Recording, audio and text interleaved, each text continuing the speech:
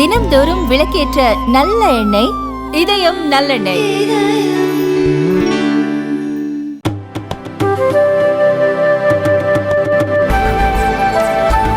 Exciting to be a part of this vibrant panel, and we cannot here to wait, to hear all your diverse views and insights into building closer and increasing collaboration between India and UK. India last year overtook China as the country with the highest number of sponsored student visas in the UK, with over 118,000 Indian students coming to the UK in 2022. And Aishwarya and I were among the 118,000 who came to the UK last year. So we thought it would be befitting for two of our student community to moderate this panel. These young minds that come from India bridge the long distance between our two countries, and hence we call them the living bridges. India, as I mentioned, Indian students not only make up the largest cohort of international students in the UK, but around the world. Indian doctors, engineers are at the forefront of global development. We are leading global companies from Google, Microsoft, Adobe, IBM to Starbucks. And at the same time, now we have an Indian origin British Prime Minister. We have an Indian origin Vice President of the United States. And I mean, the list goes on, which brings me to my first question. And if I can have your brief opening thoughts, starting from Shri Annamalai ji. How do you see young Indians in the future and now contributing to the global economic, innovation and cultural landscape? And how can rising India's demographic dividend be beneficial to the world at large? Thank you, sir. It's a great privilege to be here to talk to very young minds. Possibly the gentleman and lady sitting here will shape the global discourse in the years to come. And you mentioned about 180,000 students. You two are part of the 180,000. I was checking with the High Commissioner yesterday. We just crossed 215,000 this year. So it shows the kind of potential the young India is offering. The kind of India and UK, we always had very close historic relationship, very, very close relationship for a long time.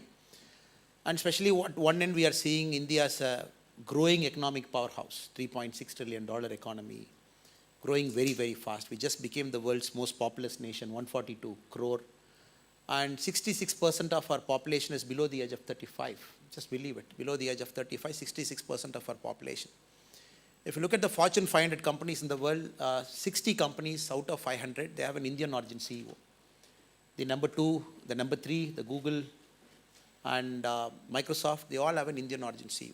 So at one end, the young population of India, the dynamic population of India, both of you like you, very fearless, traveling outside the country, getting into countries like UK, US, studying, coming back and enriching the culture. Second, with respect to the cultural scene, and we all know India is a very, very complex country culturally. At the last count, the official language of India is about 22. And languages with more than 10,000 speakers. We have 121 languages with more than 10,000 speakers. I was arguing with a friend right from the day I was born in India. And we see a lot of cultural asimilarity between people. I cross 50 kilometers away, different dress, different food code, different language, different dialect. So the young people get adapted to this culturally. So you come to UK, for you it is very easier. You go to US, for you it is very easier. So that is going to be India's greatest contribution to the globe 10 years from now. And the students from India, when they go across to any part of the world, they get adapted so fast to that culture. And since it's a brief opening remark, I'm very sure the historic partnership between India and UK will go very, very deep. And we also become the number one country with the largest FDI into UK, where we just became. And so this partnership cannot be taken away. This is a very deep partnership, very cultural partnership, very deep economic partnership, and a partnership that is going to stand the test of time. Absolutely. Thank you. I think I'm incredibly lucky where I represent in Brenton Harrow. I have 140,000 residents who identify as Indian at the last census. I'm sure it's more. And when you mentioned the phrase, the living bridge, that's exactly how I feel. I myself am of Indian descent. But actually, it's my constituents. They have the power to connect India to the UK, not just where I am in Brenton Harrow, but across London, because a quarter of all Indians in the UK live in London, and London's an international global city. The way I see it, it's a gateway to the rest of the world. And no one community, if you look at London in general, dominates in terms of population, but everyone brings their connection to their home city or home country as well. Today I was with my community celebrating the 75 years of the Windrush with the Caribbean community. And part of that is actually connecting the UK and London's diaspora with what we have abroad. And India becomes even more important when we're looking at connecting the UK and London with other countries. The reason for that is it is the world's largest democracy. So we talk about the population figures and the changes, but actually in that part of the world, democracy is not very common. And if you're looking at, even from a global security point of view, where we have in the UK and UK government the issues that the UK government is having with states like Russia and China, India is a very important partner in championing a successful democracy. And we have the bridges with our community, with business leaders, with cultural ties, to make sure that we take advantage of those links. But also what I will add is that it's about a level playing field, because the UK's relationship with India in the past has not been level. And I spoke about Windrush 75, but also the empire and Great Britain's empire across the globe, and the relationship with India is of the past. And now, if we are going to see a new relationship in the future, it has to be on more equal terms. And we know and we recognise that India's economy will be larger, is larger than the UK's. The population is larger. So we may even see a turnaround in how the globe views India. Shetty. Let me take cue from Annamalai and also reiterate what Prime Minister of India, our beloved Narendra Modi ji, described India's period as the Amrit Kal. So why it's Amrit Kal? Because median age of Indian is 28. And we constitute largest software engineers in the world. And India exports about $200 billion of software to the world. So we can be called, earlier India was called as a spiritual capital, we continue to be, and we can also be called eventually the technology capital of the world. And this young population is going to fuel India's growth to become 10 trillion by 2031 and about 31 trillion by 2047. I am hopeful that India will become richer before we become older, because median age of Brit is 37 and Japanese is 47 and we are 28. And 1 out of 5 people in the world is an Indian. So look at how big the India is, the scale of India, and what India could offer to the world. We have sent about 1.9 million people here, like 1.9 million Indian origin people live in UK, 60,000 doctors. We literally run your UK's healthcare system, right?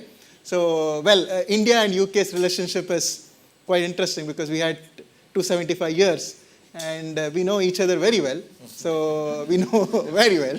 So, I think on a positive note, we know the strength and weakness of each one of us. And I think that UK has done phenomenally well during the industrial age. So UK was a leader during the industrial age.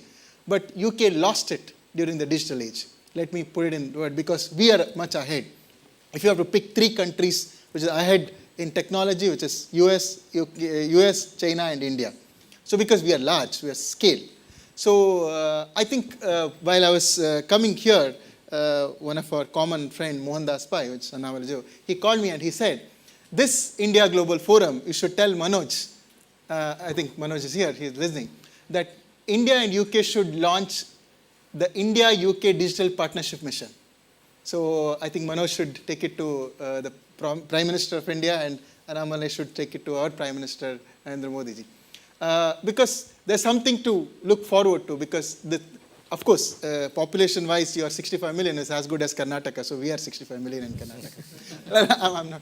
I'm just putting numbers in place because we are a number country, right? So we are large, 1.4 billion people with the, as you said, 65% of the people below the age of 35, then just count. So how big we are and what we could offer to the India.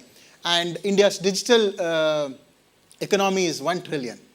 So that's massive. And I think we have done phenomenally well. And we are going to be the world's superpower in terms of technology, in terms of economy. And we continue to be this spiritual superpower which we are very proud of where we come from. I think India's strength lies in our roots. And that's what we offer to the world. And we, the young people of India, have a lot to offer in terms of our understanding of the world. And I would say that we are all people with big dreams. So we Indians have big, big dreams. And the collective dream of the young population of India constitutes India's biggest dream to become the Vishwaguru. Indeed, I mean, India is a leader in the digital space, and the NHS has a lot of Indian doctors that we are all grateful for. If I can bring Ms. Mehta in and your remarks. Thank you. So over the last 30 years, we've seen India become the powerhouse that it is at the moment. And there's no doubt about it, because I've been practicing as a lawyer in this field for 30 years, UK immigration. And what I see now, and what I haven't seen in the past, is confident Indians. So Indians are coming to the UK confident because they're landing excellent jobs in really good fields, and they're innovating in those fields as well, which is something we hadn't seen in the past. So I think you're absolutely right that, if you like, the power balance has changed, and certainly 105% increase in the last year in NHS immigration visas for the UK. So that from India. So it just goes to show you that absolutely the NHS is being run by Indians. Then just to say from the other side, so I'm a shortlist judge for the Asian Women of Achievement Awards, and we recognise Indians living in the UK, Chinese living in the UK, women and what their achievements are. We give them a platform, and the work that our ladies are doing, I have to tell you, incredible. Consultant surgeons, engineers, architects, president of the Institute of Actuaries. In every sector, our ladies are excelling. So I have to, this is a shout out not only for India, but for our Indian ladies. We're making that happen. Absolutely. We are super proud of all the contributions that Indians are making in the UK. And now if I can come back to Shri Annamalai ji, and so you are a prominent leader and an advocate for greater youth participation in Indian politics. You were a part of the Indian Police Service, and then you chose to join Indian politics. So what drove this decision, and what was it about Indian politics that made you change career paths? And we have a very young audience here, young professionals. So what would be your advice to the young professionals sitting here, you know, who want to make a change, who want to make societal change, work for the society, but unfortunately don't see politics as the best career choice to do that? What advice would you give them? I've just seen a very young friend from this side of the border, British side, who's into active politics here. All over the world, especially in India, I see a lot of young guys getting into politics now. The current setup, the current model, the current way the government is functioning, it is giving a lot of confidence for youngsters to get into politics. Maybe India of 1980, 1990, was not that open. The opportunities were not there. The politics was in a very different time frame. Especially after 2014, with Narendra Modi ji coming in, there's a lot of tectonic shift that is happening in Indian politics. One, now politics have become more about politics of aspiration. And that is pulling people from very different, diverse fields to get into politics. And people look up to public service as a sense of service. Though we say that very proudly that India as a country, we are one of the oldest democracy in the world, and we are also currently the largest democracy in the world by the sheer number. But if you look at the political parties operating within India, many political parties did not inspire that confidence. Family-run political parties, dynasties, third generation, fourth generation, and very backward-looking in its approach. Especially after Modi ji has come in 2014, he has brought a very tectonic shift with which politics is seen. Maybe I would say I'm also a beneficiary of Modi ji into Indian politics from 2014. That has really pushed people like me from sectors not directly connected into politics to get into politics to serve. And secondly, and we believe politics of our country has to keep up pace with the society of our country. Normally when we see all over the world, you see a gap between the society and the politics. Many a time the politics doesn't actually reflect society. If I ask the young guys sitting here, what fascinates you? I think for them what fascinates them would be, if I'm talking to a technology group, they'll say blockchain, they'll say artificial intelligence, they'll say this, they'll say that. But again, you bring a politician into a room full like this, you ask them what fascinates you. Probably none of the politician might not know there's something called AI, something called blockchain. So there is a gap. So the society, a part of this society should ideally be aspired to get into politics because the gap gets smaller and smaller. One fine day when politics truly reflects the spirit of society, we will not see a lot of tensions that is happening in the current world. So Modi ji is bridging it now. The politics, for example, Anil Shetty, even if he sits as an entrepreneur, he's also a politician back home in Karnataka. So as a Karyakarta, he does his work, he also runs his business, he does it. So recent politics is pulling this kind of people inside because he is a part of society, he wants to reflect society into politics. He believes this is the correct time to do that. So that could be the motivation factor for me, yes.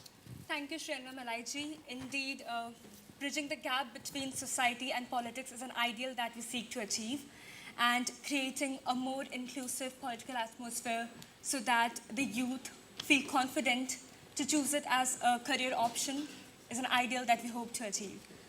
And Mr. Hirani, my next question is towards you.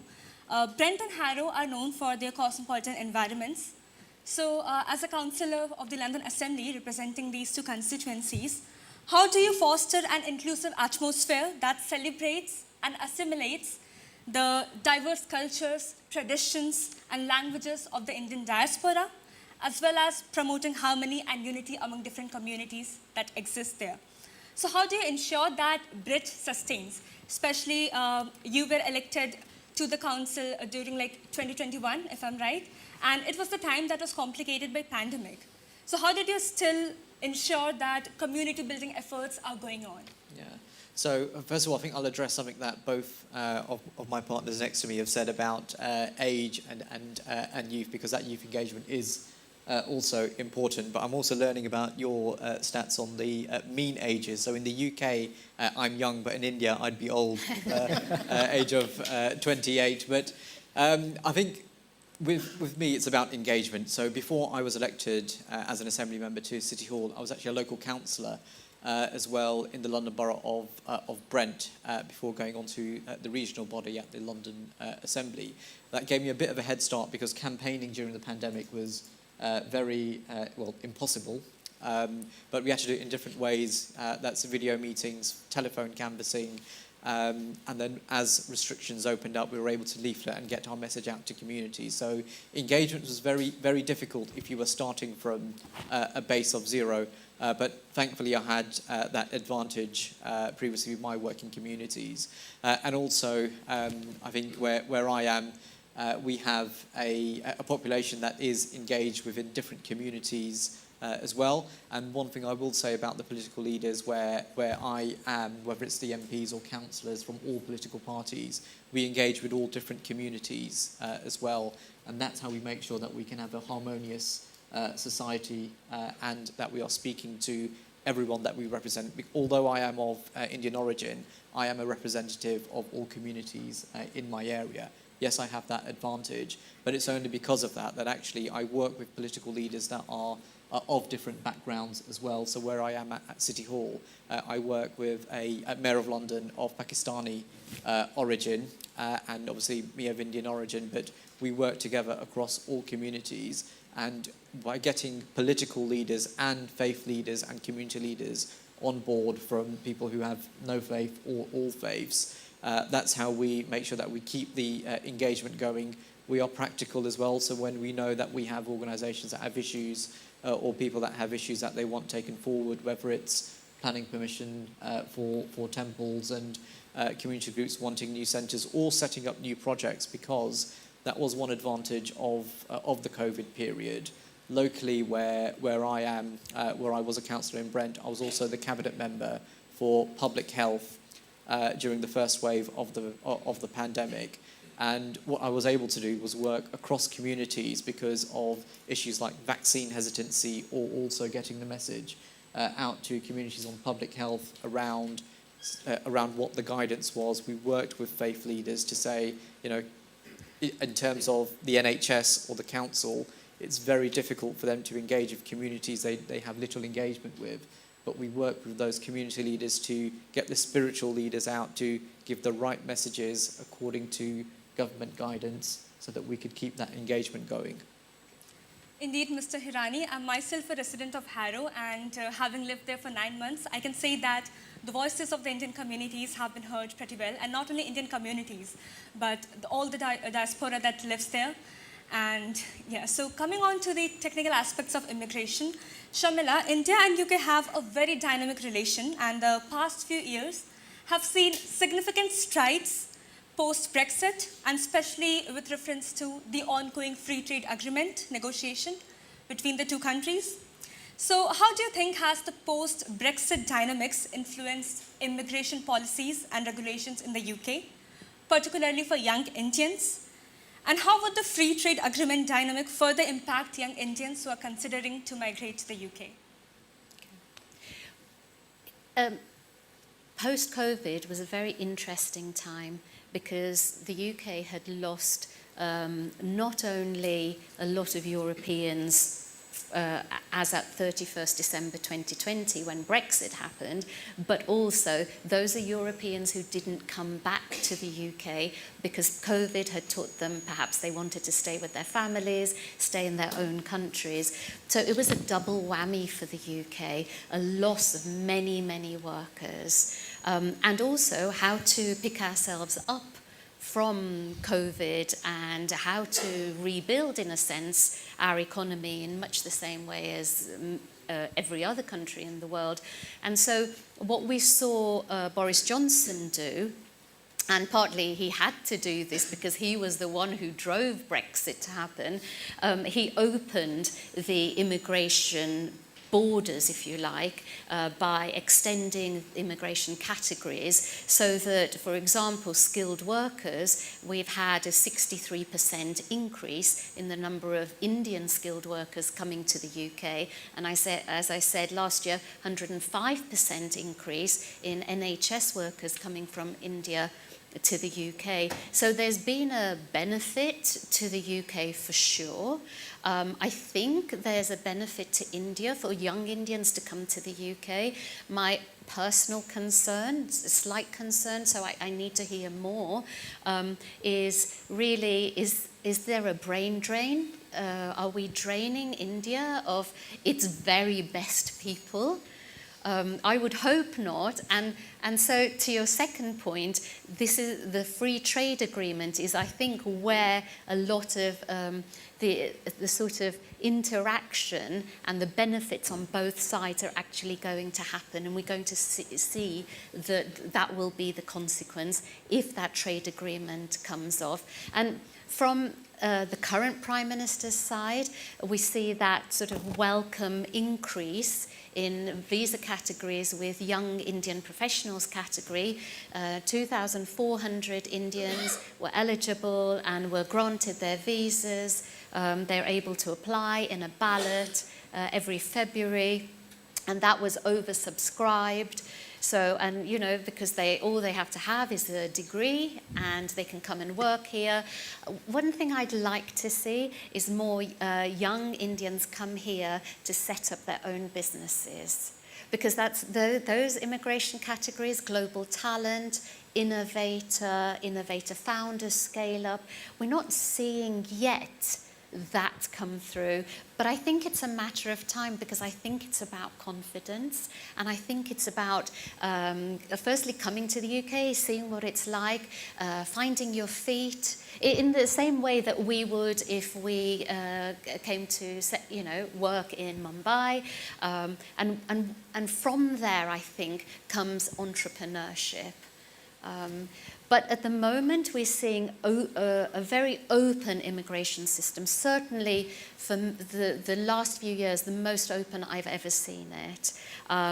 There is pressure to reduce that, of course there is, but in a sense that political pressure is also about refugees and asylum seekers and those coming on the boats every day, running into the thousands. So the difficulty for immigration is that it's, on the one hand, it's economically driven, but on the other hand, politicians need to keep pulling it back to make it a political topic.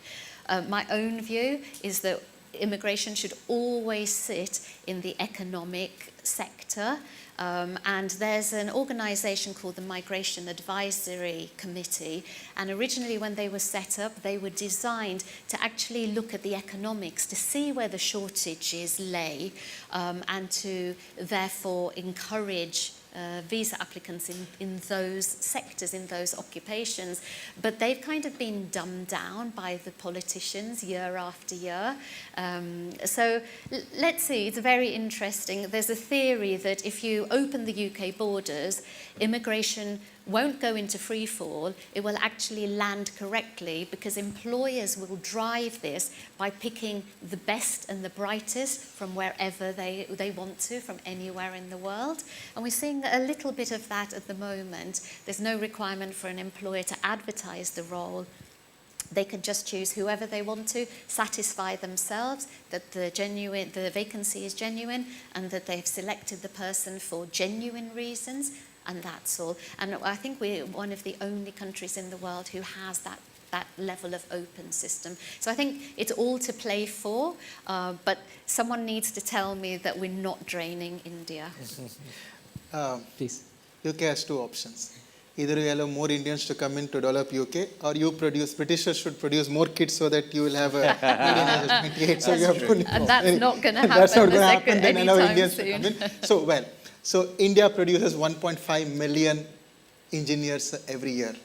So don't worry about it. So we can send as many as possible, whoever wants to go. Of course, that I don't want to make it a controversial statement saying that leave India. No, I'm not saying anybody to leave India. Of course, you should stay in India and contribute to the India's economic and the growth of India. So of course, whoever wants to come any part of the world, and we're very proud of every Indian. Probably we have about 40 million Indians outside of, our diaspora is 40 million. Manoj should be knowing the 40 million, 30 million. It's a huge diaspora, right? And we're very proud of what they have achieved being in different countries. And we don't have problems. So there's no brain drain because we produce enough number of engineers, enough number of doctors. I think what we also learn from UK is what they have done with education and healthcare. I think it's also more people come here and they learn and we go back. A lot of doctors, a lot of people who've studied here have gone back and contributed largely to the India's education sector and the public health sector growth. So I think India-UK partnership is growing very strongly over the period of last few years. I would say even in the last decade, Prime Minister Modi ji has ensured that there is a kind of a feel that India is a country which is open for partnership, and UK has responded to it, and that's why we see this free trade agreement. We almost have $50 billion in trade now, and it's increasing by 10-15% a year. And I think we are going to be a large partner in the coming decade. And I would, of course, we don't advise to the world, unlike the West. We don't advise too much to the other countries, so we keep it to ourselves. But still, on a softer note, I think UK has to catch up a lot with the technology, which India can help. And India could learn a lot about how to build a higher education system and the healthcare system, which we will happy to learn from the UK's success story. I think I would say that this partnership is going to be much stronger in the future. Definitely, Mr. Shetty. And on this very podium, Professor Manoj Ladwa previously stated that in today's hyper-globalized world where everything is connected, we must get rid of our fears that whether we are draining our brains or not. But I would just like to think what Shri Annamalai ji has to say on the same topic. Brain drain? Brain drain, yeah. Yeah, so I would say the kids who come from India outside, 220,000 kids who come, you have made a very careful choice. Anybody who wants to come out of India, come to UK, it's a very careful decision you make. You look at courses, you look at options, you look at professors. Absolutely. It doesn't mean that you want to forsake the country and come out. It's a very careful choice you make. And of late, we see in a very globally interconnected world, the boundaries are getting broken. There's no more silos now. Tomorrow I'm visiting a university, Warwick University. I was very excited to see the Lord Bhattacharya Center there, which is a classic example of how when countries collaborate, humanities prosper. And the British, UK's, the state-of-the-art automotive research center is there. It's a collaboration between British government, Tata's, Land Rover, and some of the finest professors who are here. And they try and invent the next generation of cutting-edge automotive solutions there. And India cannot take pride in it. UK cannot take pride in it. There is an Indian company invested. There is a UK academician's brain inside.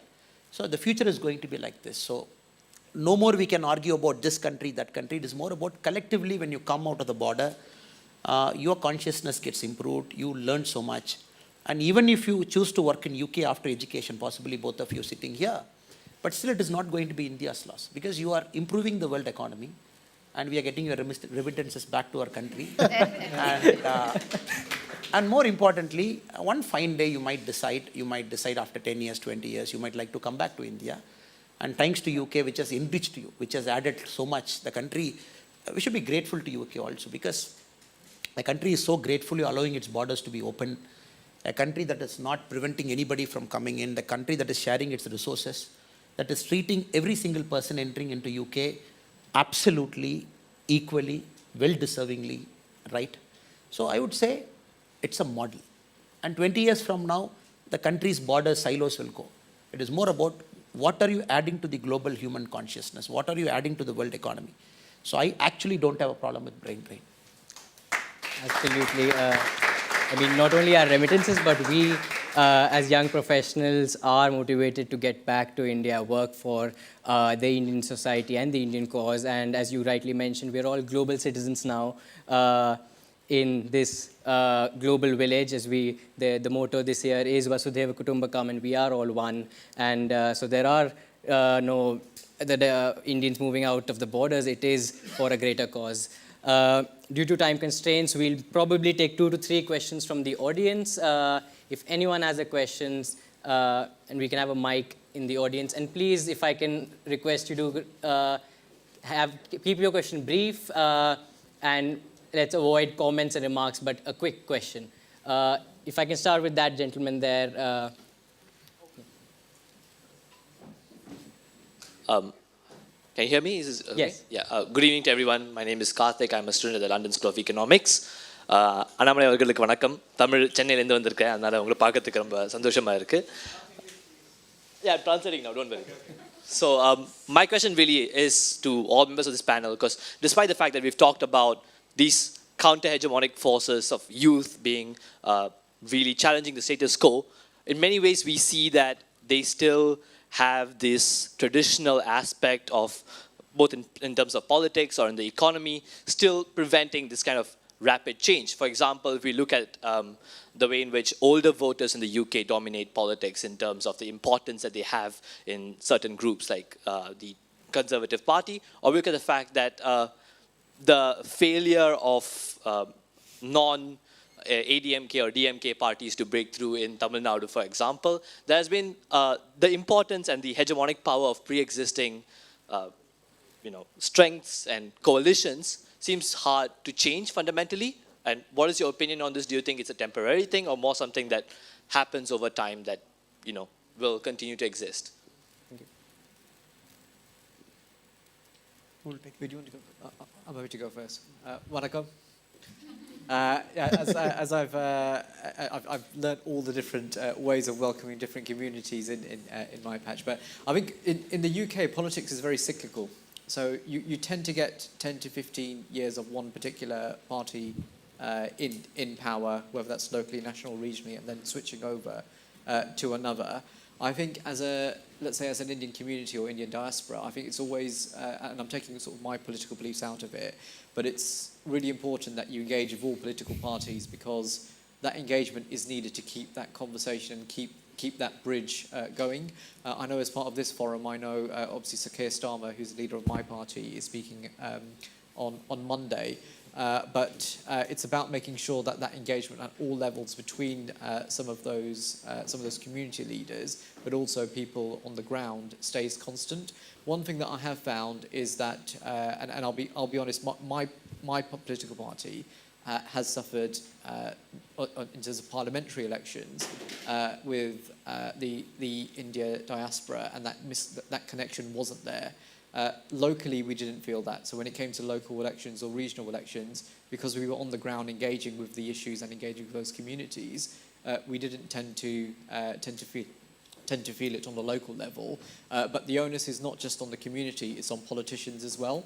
So we need to keep engaging with the community, despite sometimes some of those conversations may be difficult. But it's politicians also that need to not be afraid to come out and speak and engage with different communities. You want to add anybody? Okay. Next. Hello, everyone. Hello, everyone. My name is Riddhi Vishwanathan. I am an EdTech entrepreneur and a former student leader. So today my question is regarding a conflict that I personally face, and I know a number of young Indians are facing, because we've built our careers around in the UK, coming here as students, spending most of our professional lives here. But again, our roots boil down to the country we come from, India. Having the passion to contribute and exercise our rights back in our home country, and still wanting to stick to the careers we've built here. Do you think it's about time India starts considering dual citizenship? Thank you. Do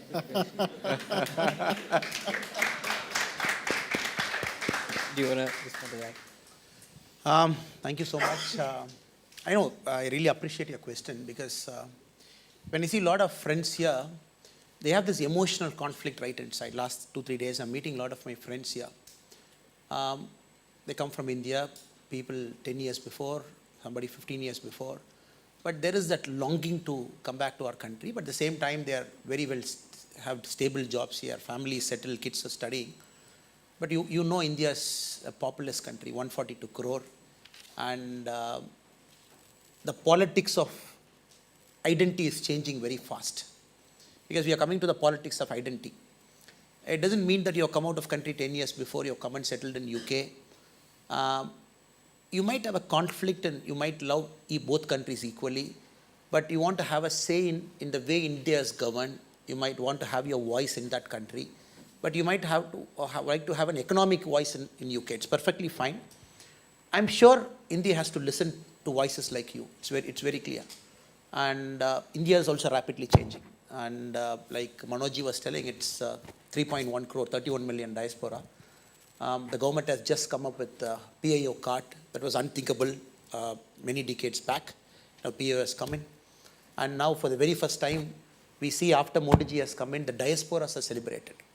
Back home, when Modi ji gets the kind of reception in US and UK, the kind of reception he gets, and all of us are like goosebump moments. Because we know 80% of the people who are giving reception to Modi ji, they are not citizens of our country, at least in the paper sake. But 80% of the people there, they have that equal rootedness for India. So it is changing. Let us wait for another 10 years. Because nobody thought PIO was possible. Maybe now, if somebody thinks it is not possible, the idea of dual citizenship is not possible, let us wait 10 more years. Because the politics of identity is changing, and your voice is a very important voice, and we have to listen to you. because we owe it to you, because you have your roots in our country. And simply because you have just come out doesn't mean we should close our ears and stop listening to you. But we are open to listen to you, and we will listen to you. Let us give a decade. It might happen. Let us wait and see. Ms. Mehta, if you want to add in something about the technicalities of her question and on the technical aspect of these dual citizenship. Absolutely. I mean, 100% I'm with you because I see that tension with my clients. They've made the UK their home. Their heart is here. But there's no doubt that even if you're not born in India, if you're Indian, your heart is Indian. There's no doubt about that. So I absolutely agree with you. But you know, India isn't the only country that is working and thinking about dual citizenship. Japan, for example, doesn't allow it. China, you know, is taking time. Spain makes it very difficult. Australia only relatively recently has made it happen as well. So I think you're right. I think it will come in time. And in the meantime, there's PIO, OCI.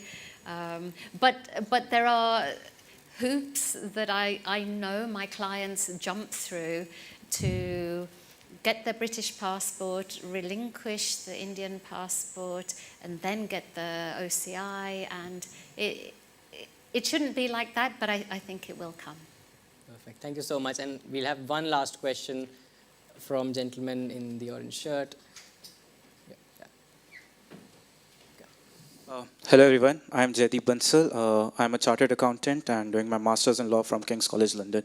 You know, we often have this discussion among the chartered accountants that despite, as an Indian, we have been contributing both to the Indian and the British economy. Yet, the Western media is still very skeptical about the India. I would like to know comments both from a person who has been associated with the Indian politics and the UK politics. Thank you. More skepticism towards Indian politics in the West. In the Western media, I would say they don't know Indian politics. So it's very hard to understand Indian politics. It's very complex. And we belong to a neighboring state. And trust me, I don't know Tamil politics. And I only understand. It's very hard. Let me be very humble and say I don't know Tamil politics. It's quite complex. And Prime Minister, while speaking at US, he said, in India, for every 10 kilometers you have a new cuisine. Every 10 kilometers, probably every district there is a new language with a dialect. So India is very diverse.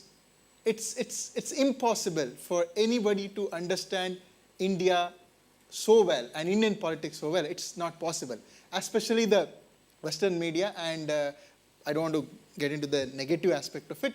In general, I would say that they don't do their research well. So because sometimes they listen to those who come out of India and speak here, and don't worry about it. Just don't worry about it. You know, you are an Indian by spirit, and if, I don't know whether you have the citizenship here or card here. So whatever. So don't worry about what Western media talks about Indian politics. Leave the Indian politics to Indian politicians.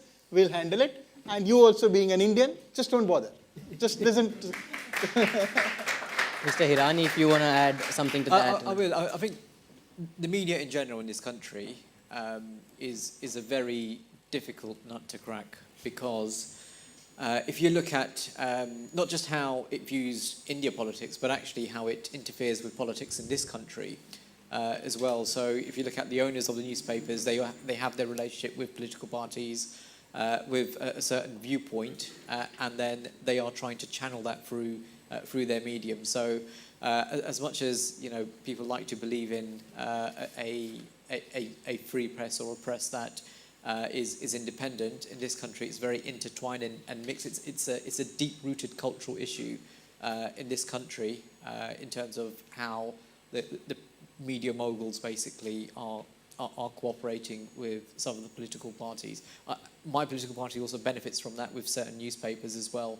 So I'm being sort of honest from all sides. But there are sort of agendas that editors do want to drive forward. With your permission, can I add something? Please, please.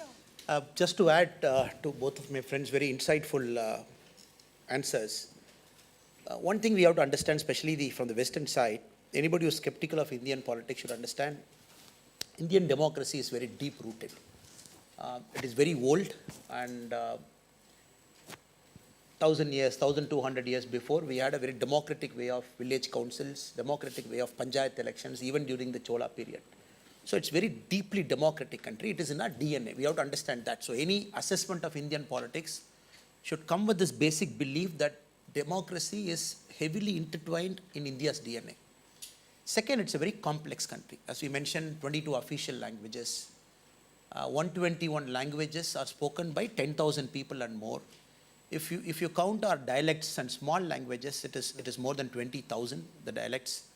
And issue of caste, issue of regionalism, issue of problems within the country with respect to small issues between states, with respect to identity. So the politics of India has to truly reflect each of this. So anybody who sits in a very, very clear whiteboard and tries to fit into the Indian political system into black and white, it is not possible. And this has evolved over centuries. And it is noisy, yes. And we have in our country, if somebody wants to protest, they can block a national highway for 9 months, they are allowed to protest. The main artery road linking two major cities of India, we allow our protesters to come and protest for 9 months, blocking that road, inconveniencing crores of people. That is how deep our democracy is. So they have to understand. And for any Western media talking about police using a lathi charge, police using a baton and everything, they have to understand we allow our protesters to do that. That not even in a country like Britain, that kind of democratic leeway is given. So it is very tough for people to evaluate it from outside. So I only request many of our friends from many eminent publications to come stay with us for some time, cover elections, be a part of the process, try and decipher some meaning out of the noise that we make in India. Then probably, so to simply put, like our Anil Shetty ji said, Indian politics operates in Indian way. If anybody wants to evaluate in Western lens, they will definitely fail.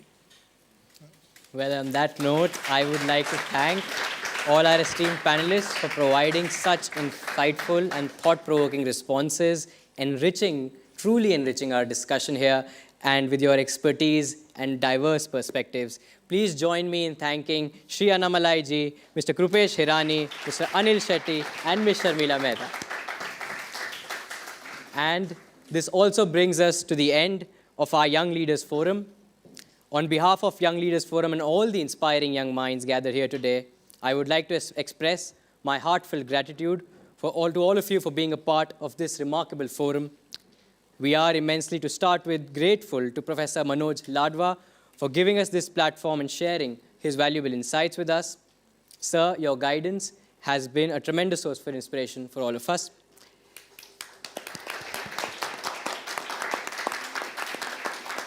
I would like to extend our sincere appreciation to all the distinguished guests, industry leaders, mentors who've taken out time and joined us today. Thank you so much. Your wisdom and guidance are invaluable in shaping the future leaders of our nation. To my fellow young leaders, your passion, enthusiasm, and commitment to driving positive change have been truly remarkable. It is your dedication that has made this conclave a resounding success. In conclusion, I would like to reiterate our gratitude to each and every one of you for being a part of this journey. Let us carry the knowledge and inspiration gained from this conclave today and strive towards making a meaningful impact in our respective fields. Thank you all once again. Let us continue our collective pursuit for building a brighter future for the world. Thank you so much. Thank you, Annamalai ji. Very well Pleasure. done. Thank you so much.